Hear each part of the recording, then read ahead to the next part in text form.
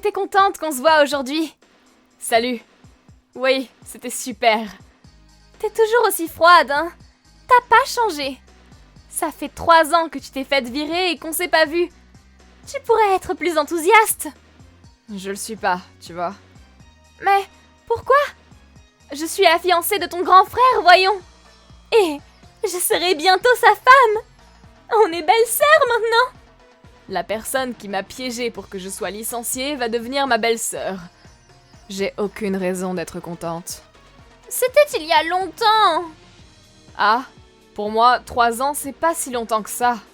Qu'on pense que je stalk une personne importante dans l'entreprise et que je sois virée pour ça.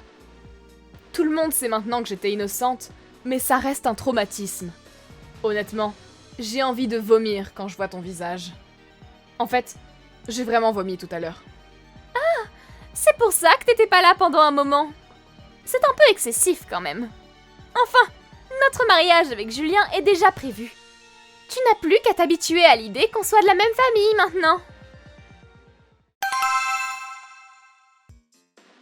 Il faut que je te parle. T'as du temps, là? Qu'est-ce qu'il y a? Ok, mais fais vite. Merci. C'est au sujet de Maëva. Oui? Tu sais que c'est une ancienne collègue? Oui, elle me l'a dit. Elle m'a raconté que quand on t'a accusé d'être une stalkeuse, c'était la seule qui t'a cru et qui était de ton côté. T'as de la chance, non? La seule fille qui était là pour toi va devenir ta belle-sœur. Quand on sera mariés, t'as intérêt à être gentil avec elle et à lui montrer ta reconnaissance. C'est n'importe quoi. Pardon? C'est elle qui a dit à tout le monde que j'étais une stalkeuse. Hein? Tu sais que tu parles de ma fiancée, là. Mais c'est vrai! J'y crois pas. Maëva est une fille bien. T'as beau nier, mais t'as peut-être vraiment harcelé ton collègue. Puisque je te dis que c'est faux! Et je mens pas pour Maëva! C'est à cause d'elle tout ça! Je viens de le dire à nos parents et Maëva. Hein? Maëva est en train de pleurer et les parents ont honte d'avoir une fille comme ça. Vous êtes tous ensemble? On est tous les 4 au restaurant. Et moi? J'ai pas été invitée. L'atmosphère devient pesante quand t'es là. Enfin, on a eu raison de pas t'inviter. D'ailleurs, on veut que tu quittes la maison. Hein? Tu peux pas dire du mal de ma fiancée comme tu le fais. À ce rythme, tu vas commencer à l'insulter et la menacer dès qu'on se voit. N'importe quoi. Tu sais bien que je ferai pas ça. On peut pas te faire confiance. Papa a aussi quelque chose à te dire. On te laisse une semaine pour trouver un endroit où habiter. Voilà. C'est trop soudain. T'es au chômage depuis ton licenciement. Ça t'obligera à te bouger un peu. Mais non, je te l'ai déjà dit. Je travaille de la maison. J'ai peur de travailler avec des collègues depuis l'histoire avec Maëva. Change pas de sujet. Et surtout, arrête de t'en prendre à Maëva. Dépêche-toi de quitter la maison. Pourquoi vous voulez pas me croire? Il n'y a aucune raison à ce qu'on te croie. D'ailleurs, t'as toujours été une ratée depuis que t'es enfant. Tu réussiras jamais dans la vie comme moi. J'ai compris. Je vais me dépêcher de trouver un endroit où vivre. Au moins, j'aurai pas à voir Maëva. Je t'ai dit de pas critiquer Maëva. Mais c'est la vérité. Une fois que j'aurai quitté la maison, je vous adresserai plus jamais la parole. C'est bien. Julien m'a tout raconté. Il te jette dehors. On va être tellement bien sans toi. Ça te rend si heureuse que ça? Enfin, ça aurait aussi été drôle de pouvoir t'embêter. Mais il y aura sûrement moins de problèmes si t'es pas là. En effet. Dépêche-toi de faire tes valises. Julien et moi, on récupère ta chambre. Comme ça, on pourra rendre visite à tes parents quand on veut. Tu comptes vraiment tout me prendre, hein? Adieu! Salut, ça fait longtemps? C'est qui? Tu le sais très bien. C'est Julien. Qu'est-ce que tu veux? Tu pourrais être plus gentil avec ton grand frère. Après tout ce que t'as fait, je me donne quand même la peine de te contacter. Et donc, qu'est-ce que tu veux? Tu nous as pas dit que tu t'étais mariée? Ah, ça. Je vous ai prévenu que je vous adresserai plus jamais la parole. Vous étiez d'accord.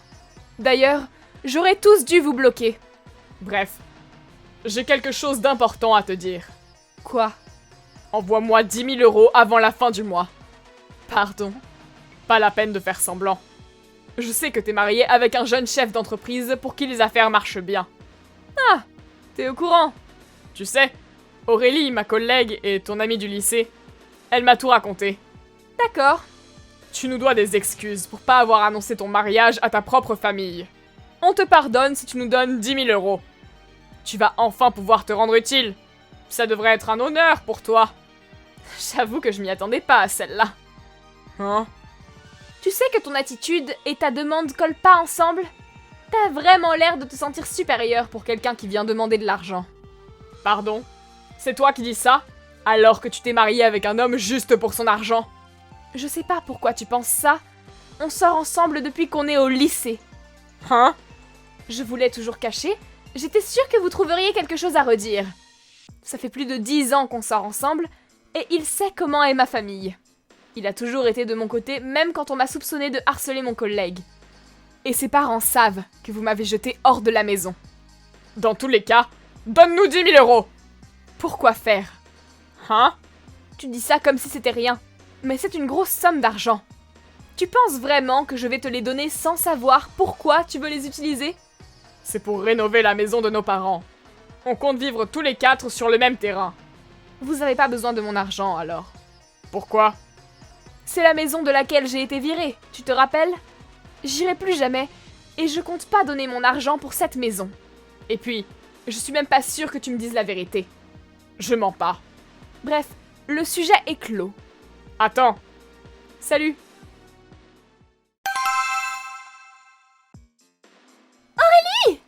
Tu t'es mariée avec un chef d'entreprise? C'est super! Je savais pas que tu fréquentais des personnes comme ça. Qu'est-ce que tu me veux? Présente-le-moi. Pourquoi? Tu le mérites pas. Alors, laisse-le-moi. Ça fait 5 ans qu'on s'est pas parlé, et tu viens pour me dire ça? T'as vraiment un problème. Tiens, ton attitude a changé. Il me semble que t'es mariée avec mon frère. Tu sais que ce que tu cherches à faire, c'est tromper ton mari. Tu m'aurais pas dit ça avant. Je comprends que maintenant que t'es riche, t'as gagné en assurance. Mais quand même. C'est tout ce que t'avais à me dire? J'ai pas fini. Julien m'a contacté hier aussi. C'est fou à quel point votre façon de penser se ressemble. Quel beau couple. C'est normal. Tout ce que vous voulez, c'est de l'argent. Hein? Il m'a demandé de lui donner 10 000 €. Je me disais que c'était suspect, alors j'ai demandé à un de nos amis en commun. Il m'a dit que vous aviez 10 000 € de dette.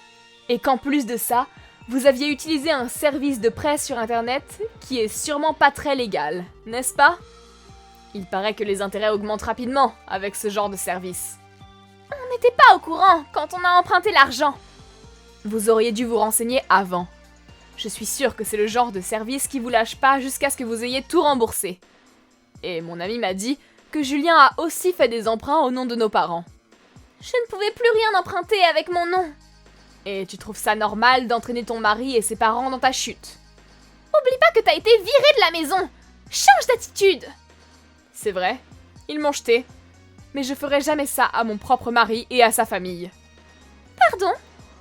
Si on a un point en commun, c'est qu'on est toutes les deux mariées.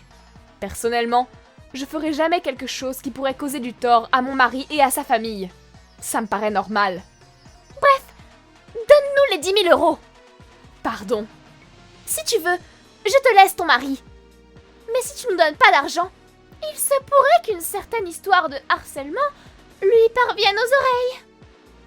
10 000 € avant la fin du mois. Tu sais que j'ai été lavée de tout soupçon. Alors que t'as été virée? T'es pas un peu naïve de penser que t'es vraiment plus soupçonnée? Laisse tomber. Mais tu sais, t'as aucun moyen de pression sur moi. Comment ça? Je l'ai aussi dit à Julien, mais mon mari et moi, nous nous connaissons depuis le lycée. Ah bon? Il est au courant pour l'histoire du harcèlement. Il sait que ça a été inventé de toutes pièces. Et il sait que c'est toi qui as propagé la rumeur. Il le sait? Et puis, il sait aussi que la vraie coupable, c'était toi. Quoi? Dis pas n'importe quoi. mon mari a fait appel à un détective. Détective. Il a rassemblé les preuves pour me blanchir. J'avais peur de tes représailles, alors j'ai jamais dit que c'était toi qui étais la coupable.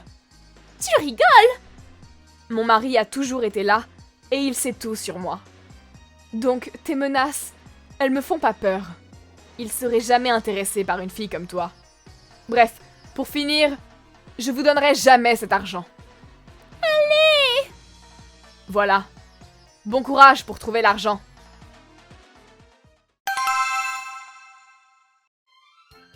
J'ai su pourquoi ils avaient réellement besoin d'argent. Maeva a eu une relation avec le collègue qu'elle a harcelé. Elle a dépensé des 1000 et des 100 pour pouvoir impressionner cet homme. Bien sûr, Julien a fini par être au courant. Mais lui qui s'est toujours vanté d'avoir une vie parfaite et craignant le regard des autres, il n'a pas voulu divorcer. Il a tenté de se débarrasser de ses dettes grâce à moi, plan qui a échoué. Mais l'histoire ne s'arrête pas là. Des hommes du service du prêt d'argent ont soudainement déboulé sur le lieu de travail de Julien. Il a fini par démissionner, ses collègues étant tous au courant de ses dettes. Ma famille a finalement vendu la maison, et Julien et Maeva ont divorcé, travaillant chacun de leur côté pour rembourser leurs dettes. Merci d'avoir visionné cette vidéo. N'hésitez pas à la liker et à vous abonner.